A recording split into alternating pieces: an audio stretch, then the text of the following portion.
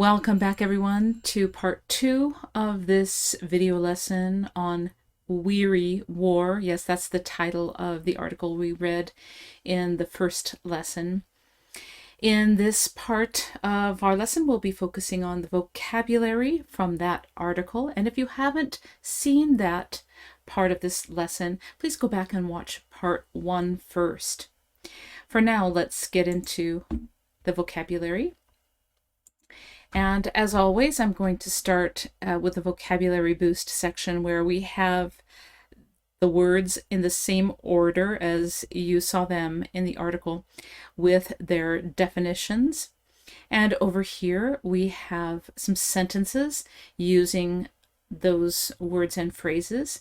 I've already written 2 here, and the third one we'll do together. This blank box is for your sentence, which you will write. Okay, let's go to the vocabulary now, starting with fallout.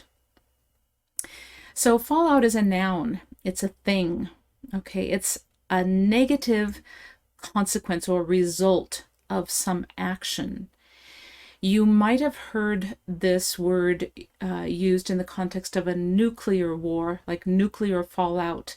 In the 1950s, there were fallout shelters. People built cement shelters, a kind of underground protection or security in case of an atomic bomb exploding so that they could survive. So they wanted to protect themselves from any kind of nuclear radiation that would be the fallout of a nuclear explosion.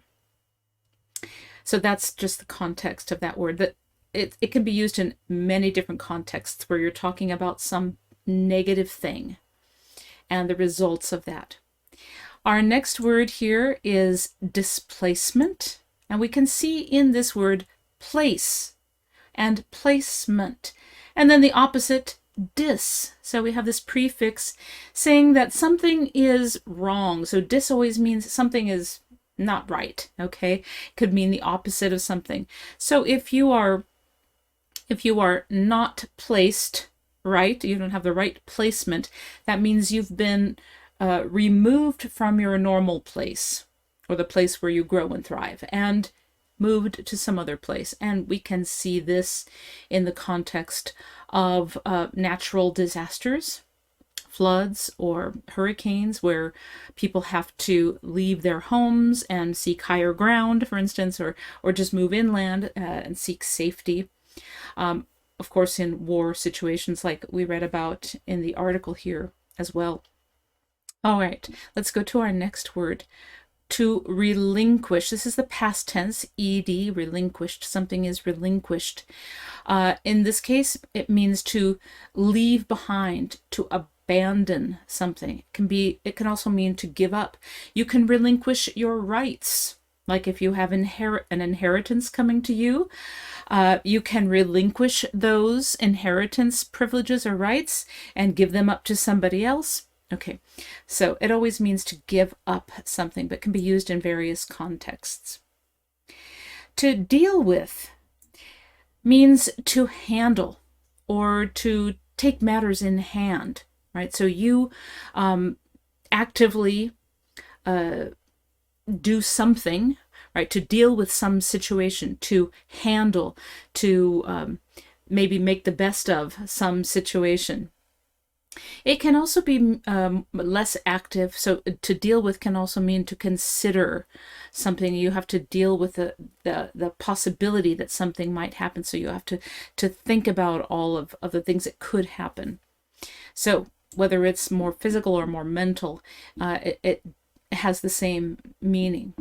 Let's look at our next word in this list, refugee crisis. So we have 2 words here. We have the refugee, which is a person who is fleeing their own country to seek asylum or safety in another country. The crisis is the point at which this situation where whatever negative situation it is, it comes to a head. So that means it's the most extreme point of some situation in time. In the situation of the war in Ukraine, we have so many refugees, a huge number of refugees who were fleeing their homeland and seeking asylum or refuge in other countries, neighboring countries, that it became a crisis. The level went to crisis status. All right, too many people, the governments couldn't deal with this situation.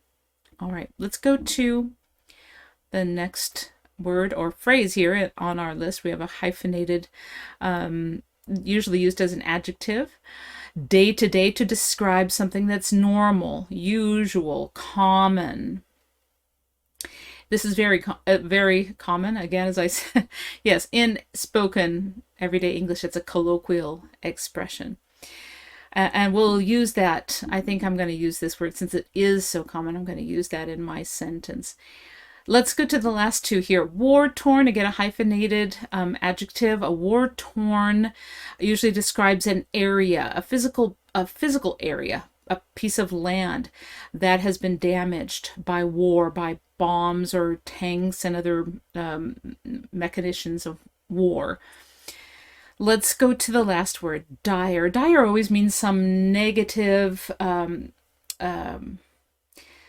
it's an adjective to describe some negative or disastrous or potentially disastrous outcome. It's often used with consequences, dire consequences, or another word it's often used with, and I used it over here in this sentence, straits, dire straits, some extreme situation. We'll see now how these words are used in the sentences. And I always encourage you to read along with me as I read the sentences out loud. So let's start with first sentence. We're focusing on the word deal with, to handle. Okay, let's read the sentence first and then talk about it. Successful leaders know how to deal with conflict to the team's advantage. Now let's put this in a context. Let's say a sports team. Okay, and the leader of a sports team is a coach. Okay, what kind of team? Let's say basketball. So a basketball coach, we can say, knows how to deal with conflict. Now, what kind of conflict would a basketball coach have? Well, the conflict would be the game, right? The competition with another team. So he knows how to deal with it by preparing his own team for that conflict, the game in this case. So he has them practice plays every time they get together for a practice. They go through lots of drills so that their actions can be automatic when they're in a time of stress, during the game. And then hopefully if he has dealt with this potential or future conflict that's going to come in the season, that his team will have a better chance of winning some of those games. All right, hope I explained that sufficiently. Let's take a look at sentence number 2. Now, I've put this word dire in a kind of historical context, so let me explain. First of all, about this word Great Depression.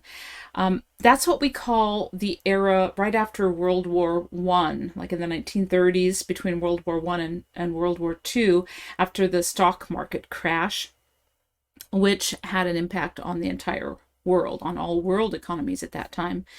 But here we call, in my country, in the United States, we call that era the Great Depression era.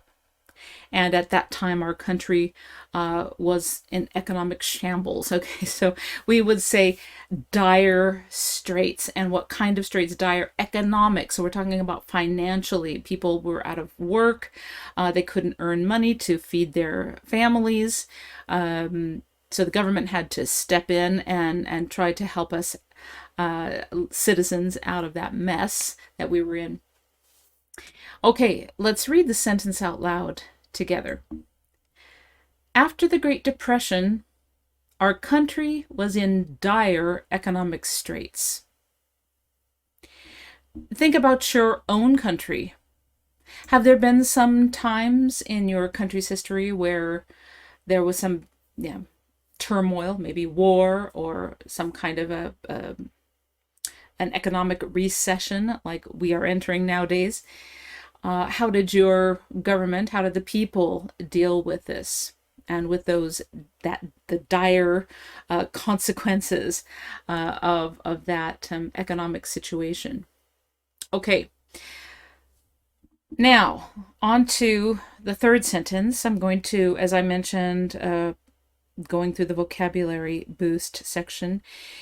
I'm going to use day to day because it is so common. And I'm trying to think of some kind of normal, common, everyday situation, but we need a subject for the sentence. Let's get our text box set up first.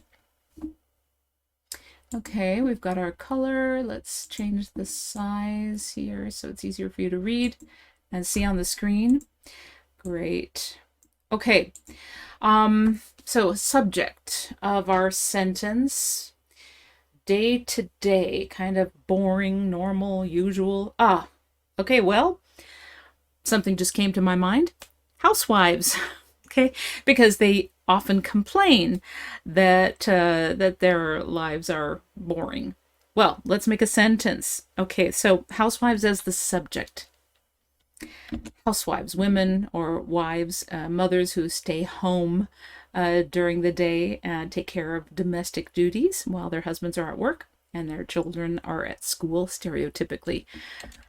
Okay, let's increase the size of our text box here. Okay, housewives often complain that their day-to-day lives are boring and repetitive, monotonous. That's a good word.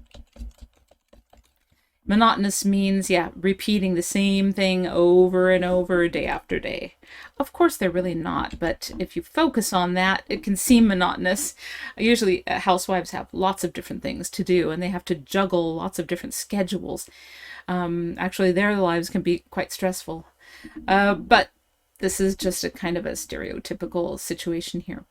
Okay, so we have, let's go up here and underline our vocabulary phrase, day-to-day lives, normal, ordinary, usual lives. That was my sentence. Now it's your turn. Choose one of these vocabulary words from the list, from the article that we read out loud in part 1 of this lesson.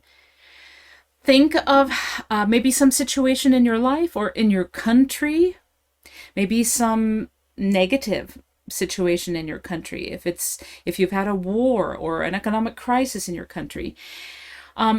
Think of how you could use one of these words in a sentence. Remember, you've got to think of a subject first, and what is that subject doing? What's the action? Where is it taking place? Who's doing what? Write your sentence here, and then you can use that sentence at the end of the third video, part 3 of this lesson, when you submit it in the comments. Okay, you can work ahead a little bit.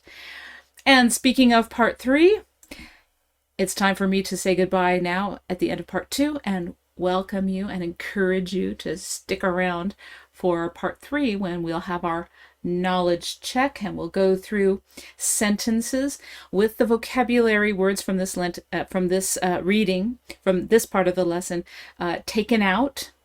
And so you have to try to guess again. Please remember to either take a screenshot or write down on pen and paper, write down these words and the definitions so that when you get to the third part, it will be easier for you to guess what goes in the blanks. That's my suggestion. I'll see you in part 3. Take care for now. Bye-bye.